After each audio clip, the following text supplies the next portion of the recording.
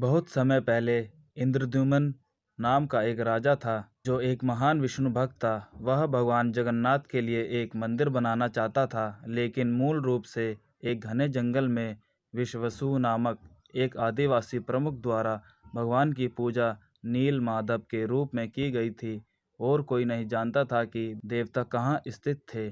इसलिए राजा ने देवता को खोजने के लिए विद्यापति नामक के एक ब्राह्मण पुजारी को भेजा। विद्यापति ने विश्ववसु की पुत्री ललिता से विवाह किया और विश्ववसु को उसे भगवान के पास ले जाने के लिए मनाने में सफल रहा।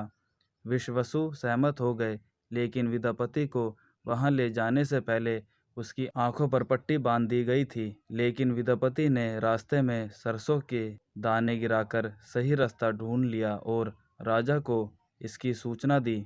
जब राजा देवता के दर्शन के लिए आया तो उसे यह देखकर निराशा हुई कि मूर्ति गायब हो गई थी। लेकिन आमरण अनशन करने के बाद भगवान ने राजा को दर्शन दिए और उसे विष्णु के लिए एक भव्य मंदिर बनाने का निर्देश दिया। बाद में नींद के दौरान राजा को एक सपना आया जहां उसे समुद्र के किनारे एक सुगंधित पेड़ से देवता बनाने का निर्देश दिया गया। राजा समुद्र के किनारे पहुंचा और उसे सुगंधित वृक्ष मिला। तब नारद प्रकट हुए और राजा को सलाह दी कि वे इसमें से 3 देवता कृष्ण, बलराम और सुभद्रा की मूर्तियां बनाए और उन्हें एक मंडप में रखे। देवों के वास्तुकार विश्वकर्मा पेड़ से जगन्नाथ, बलभद्र और सुभद्रा की छवियों को बनाने के लिए एक कारीगर के रूप में प्रकट हुए। उन्होंने देवताओं के निवास के लिए एक भव्य मंदिर भी बनवाया। दिलचस्प बात यह है कि भगवान विष्णु स्वयं इस काम में मदद करने के लिए बढ़ई के रूप में प्रकट हुए, लेकिन एक शर्त पर कि जब तक वे देवताओं पर काम पूरा नहीं कर लेते तब तक कोई मूर्तियों की प्रगति देखने उनको मिलने ना आए। और इस प्रकार काम शुरू हुआ।